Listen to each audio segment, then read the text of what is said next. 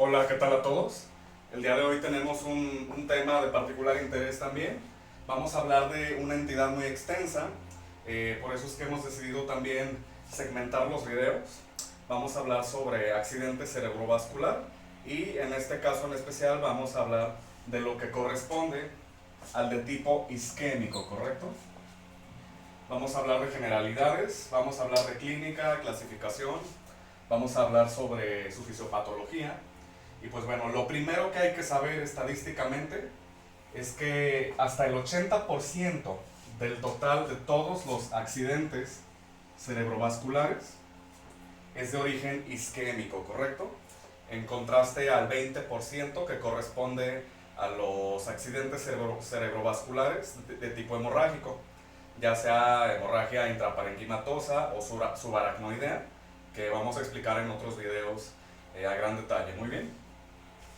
Fisiopatológicamente hablando, el ictus isquémico representa la oclusión de un vaso intracraneal, como se puede leer, que genera una disminución de la perfusión, es decir, de la irrigación sanguínea, a un área cerebral determinada y la necrosis subsecuente.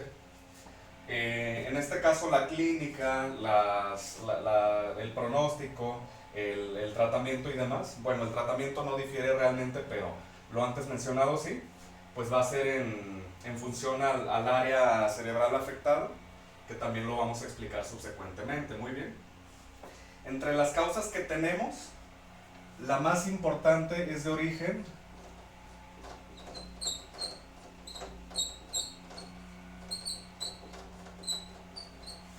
aterotrombótico, ¿correcto? Es decir, por una placa de ateroma, de arteriosclerosis, que generalmente estas placas se forman en vasos extracraneales como la carótida interna, externa, la carótida media. No obstante, sí pueden suceder en vasos profundos o en otras, pero mayormente vamos a ver las placas de ateroma en las bifurcaciones de estas mencionadas, ¿correcto? Eh, es esta placa de ateroma la que llega a ocluir la luz arterial, o bien se llega a trombosar, porque fisiopatológicamente recordamos que la aterosclerosis acumula células espumosas, posteriormente la ruptura de la placa por la inflamación y finalmente la trombosación, ¿correcto? Y es esto lo que ocurre. Dicho trombo puede quedar residente ahí o puede migrar y obstruir otra arteria u otra área cerebral determinada, ¿correcto? Por otra parte, tenemos la de etiología,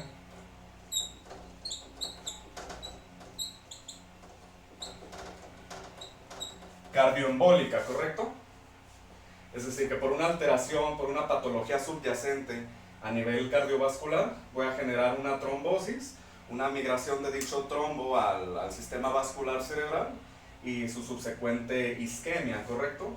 Las causas más frecuentes de la cardioembólisis serían la fibrilación auricular, serían las valvulopatías.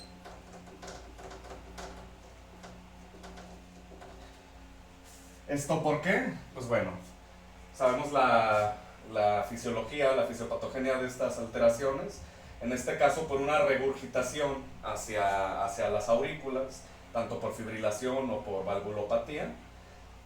Vamos a generar una coagulación subsecuente y dicho trombo es el que va a migrar y a obstruir parcialmente o completamente la circulación cerebral, ¿correcto? Por otra parte, el infarto agudo de miocardio, este en particular es subsecuente la trombosis, es decir, no se presenta o no es usual que se presente la isquemia cerebral a la vez que el infarto agudo de miocardio, sino que semanas después de que el paciente desarrolla la isquemia coronaria o el infarto agudo de miocardio, por un desprendimiento de placa de ateroma que quedó pues residente ahí o por despulimiento del endotelio vascular, se puede formar una trombosación subsecuentemente y pues generar la isquemia cerebral, ¿correcto? Como otras causas, tenemos una gran variedad de entidades, las coagulopatías en este caso. Estamos hablando del síndrome antifosfolípidos, por ejemplo, en mujeres embarazadas o que han tenido historial de abortos repentinos, que se ha visto que en dicho síndrome se ve una alteración en la coagulación. Igualmente tenemos la anemia de células falciformes, tenemos la policitemia vera, que en este caso aumenta el hematócrito y la cantidad de plaquetas totales, por tal induce o es más fácil que se propulse una trombosación, ¿correcto? No obstante, estas dos causas son las de mayor índice, de mayor morbilidad, y son las que mayormente vamos a ver en clínica, ¿correcto? Posteriormente, pues bueno, decíamos que la clínica va a ser en función al área afectada, ¿correcto? Vamos a borrar esto de aquí para...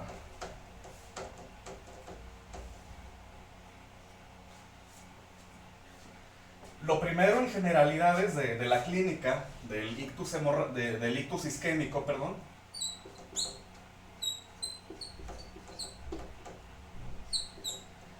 Vamos a ver a un paciente con un déficit neurológico focal agudo, ¿correcto? ¿Por qué focal? Porque en contraste a los de tipo hemorrágico, no tenemos déficits difusos, ¿correcto? Generalmente son localizados, puesto que la extensión es menor, ¿correcto? Por el nulo o poco efecto de masa que un ictus isquémico llega a provocar, no compromete tantas áreas a su vez. Entonces es más común ver déficits focalizados en contraste a los difusos, ya vamos a explicar más a detalle, ¿correcto? Como ya dijimos, pues depende del área. Si es a nivel profundo, por ejemplo, a nivel de los ganglios basales, vamos a ver la típica hemiparesia, hemiplegia, es decir, una debilidad muscular de una mitad respectiva del cuerpo, o de plano una astenia, ¿correcto? Como lo es la hemiplegia. Por otra parte, si es a nivel cerebeloso, vamos a ver la típica ataxia cerebelosa, ¿correcto? O sea, el paciente no puede controlar sus movimientos. Si es a nivel de pares craneales, vamos a ver la típica disfasia. Vamos a ver también problemas de lenguaje, como lo es la disartria. El diagnóstico, pues bueno, sí va a ser en función a la clínica. Mi paciente con déficit neurológico focal agudo, con la típica semiología. Mi primer estudio de gabinete va a ser la tomografía axial computada sin contraste. Muy bien. ¿Por qué sin contraste? Porque lo que yo quiero descartar es que sea un ictus hemorrágico. Muy bien. En este caso, lo que yo esperaría ver en una tomografía sin contraste durante las 3 primeras horas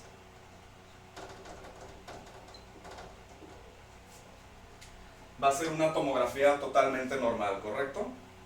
En el caso de que se trate de una hemorragia profunda o subaracnoidea, respectivamente de un ictus hemorrágico, lo que vamos a ver es una tomografía con hiperintensidades, ¿correcto? La típica semiología que vemos blanco. Y pues bueno, ya en caso de que observemos esto, habrá que confirmar que en efecto sea un ictus hemorrágico. En el caso de que sea hemorragia subaracnoidea, lo vamos a confirmar con punción lumbar, cuyo líquido cefalorraquídeo llega a verse jantocrómico, ¿correcto? Es decir, entre amarillento rojizo por la presencia de eritrocitos, por la sangre derramada. Muy bien. Por otra parte, la resonancia magnética nuclear va a ser más específica con lesiones a nivel del tronco, ¿correcto? Así sea isquémico. Por tal, si mi paciente refleja una tomografía normal, ya descarté que fuera hemorrágico, pero me sigue manifestando sintomatología de ictus isquémico, voy a practicar la resonancia para verificar si la isquemia está preponderantemente a nivel del tronco, y va a ser más fidedigna dicha prueba, ¿correcto? ¿Por qué se prefiere primero la tomografía? Primeramente por la practicidad, es pues mucho menos invasiva, muchos hospitales la tienen más accesible, y pues por el tiempo de realización del estudio, ¿verdad? Por otra parte, los estudios paraclínicos, una vez que yo tengo ya mi diagnóstico de ictus isquémico, voy a hacer estudios paraclínicos de laboratorio, en este caso biometría hemática, esto para ver parte de la etiología, es decir, si el paciente tiene una coagulopatía subyacente, pues lo voy a poder ver probablemente en el hematócrito, en la cantidad de trombocitos, etcétera, etcétera. Muy bien, asimismo, si se trata de una patología subyacente infecciosa o autoinmune que haya propulsado la trombosis, pues también lo voy a ver en las células inflamatorias. Muy bien. Por otra parte, voy a sacar la glucosa sérica, ¿correcto? ¿Por qué es importante? Primeramente porque para el tratamiento que vamos a explicar es importante mantener niveles de glucosa adecuados, y por otra parte porque la hipoglucemia puede ser un diagnóstico diferencial de la clínica del ictus isquémico, ¿correcto? Es decir, un paciente con hipoglucemia me puede llegar a manifestar hemiplejías, hemiparesias, déficits difusos, como ya lo explicamos, etcétera, etcétera. Por eso es un parámetro que vale la pena tener en mente, ¿verdad? Por otra parte, vamos a sacar el tiempo de protrombina y tromboplastina.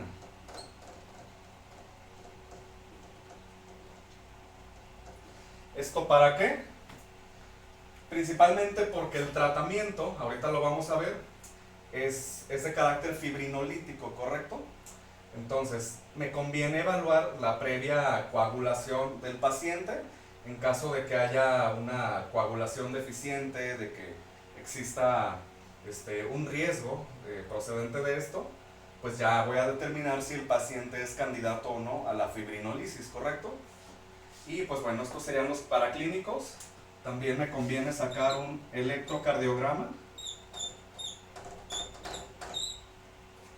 ¿Esto por qué? Porque, bueno, primeramente para determinar la etiología también, decimos la fibrilación auricular, las valvulopatías, el infarto agudo al miocardio reciente son causas para la trombosación.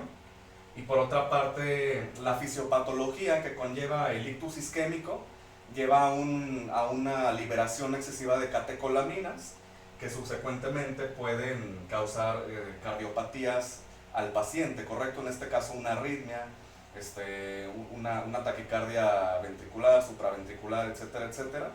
Y me conviene por tal la evaluación cardiológica completa. Muy bien. Por otra parte, vamos a hablar un poco de la fisiopatología.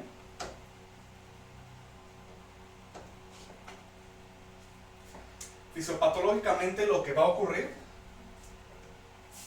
a razón de la disminución de la irrigación sería una disminución del oxígeno, ¿correcto?, al área afectada. Por tal también vamos a tener una disminución del ATP. A razón de la disminución del ATP,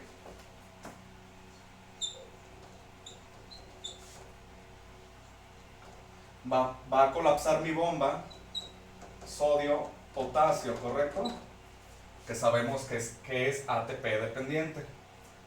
Por tal situación de que mi bomba ya no puede mantener los gradientes iónicos intra y extracelulares respectivamente, va a haber una subsecuente edematización, ¿correcto? Que es a lo que llamamos edema citotóxico. El edema citotóxico, semiológicamente lo vamos a ver en la tomografía, pero hasta 4 o 5 horas o incluso hasta más tiempo del evento vascular cerebral, ¿correcto? Decíamos que durante las 3 primeras horas lo que yo espero ver en la tomografía es simplemente una tomografía normal, en el caso de que sea isquémico, por supuesto. Ya posteriormente que el paciente empieza con los cambios bioquímicos y metabólicos propios de la fisiopatología, es que voy a observar en forma de hipointensidades dicho edema citotóxico, ¿verdad? Esto pues en función del tamaño, del área localizada también, ya me va a generar o no un efecto de masa, un aumento de la presión intracraneal, y ahí voy a determinar también si empleo el uso de diuréticos, por ejemplo el manitol, de diuréticos osmóticos en este caso, para controlar también dicha presión intracraneal, ¿correcto? Fisiopatológicamente esto es lo que va a ocurrir, ¿correcto? Vamos al tratamiento. Como ya decíamos, es fibrinolítico. El más aceptado hasta el día de hoy es con el TPA, ¿correcto? Por sus siglas en inglés, activador tisular del plasminógeno. La FDA lo que recomienda es que sea durante las primeras 3 horas o como mucho hasta las 4 o 4 horas y medias. Ya posteriormente el paciente, es decir, transcurrido este tiempo, el paciente puede que no sea candidato a recibir el tratamiento fibrinolítico. Muy bien. Obviamente, dicho tratamiento también tiene otras características de inclusión y de exclusión. Por ejemplo, si el tiempo de tromboplastina y de protrombina salieron muy altos, perdón, pues no va a ser candidato por el riesgo que tengo de hemorragia subsecuente al tratamiento fibrinolítico. Muy bien. Asimismo, bueno, esto en la fase aguda, muy bien. Y como profiláctico, terapia antiagregante, ¿correcto? En este caso con ácido acetil salicílico en combinación con clopidogrel. Ambos en mancuerna. Es el tratamiento más adecuado para el tratamiento subsecuente, ya cuando tenemos al paciente en consulta externa y le estamos dando un control profiláctico. Muy bien. Esto, pues obviamente también acompañado de factores modificables, como lo son la reducción de LDL, de lipoproteínas de baja densidad en caso de que sea un paciente con dislipidemia, reducción de triglicéridos,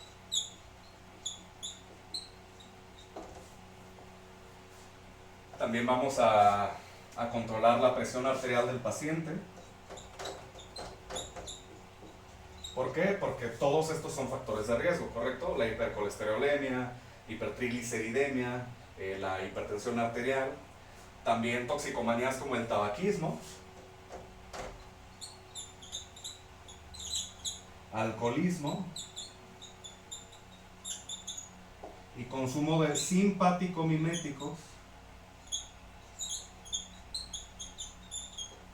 En este caso la metanfetamina, la cocaína, algunos anorexigénicos como la atropina, fentermina, todos estos que tienen una respuesta de activación simpática, pues van a ser también factores de riesgo modificables para que el paciente pueda cambiar y bajar el índice de posibilidades de un nuevo ictus, ¿correcto?